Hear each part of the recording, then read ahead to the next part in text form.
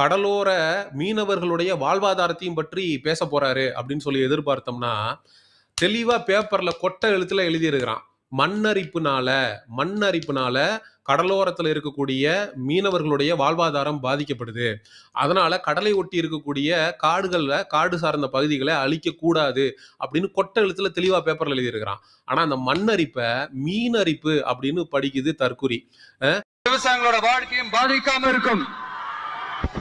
கடலோர கிராமங்கள்ல மீன் அரிப்புல இருந்து பாதுகாக்கிற அலையாத்தி காடுகளை அழிக்கிறத பத்தி தடுத்து நிறுத்தி இவங்கெல்லாம் சீமானவர்கள் மரத்தை கட்டி பிடிச்சிட்டு அழுவுறாரு அப்படின்னு சொல்லி இந்த தாவேகா தற்குறிகள்லாம் பேசுறானுங்களே. டேய், உங்க நொண்ணே விஜய்க்கு சுற்றுச்சூழல் அரசியல் அப்படின்னா என்னன்னு தெரியுமாடா?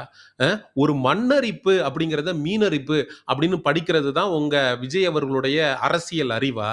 அண்ணன் சீமானவர்கள் பேனாசல வச்ச அந்த டைம்ல 200 மீன்பிடி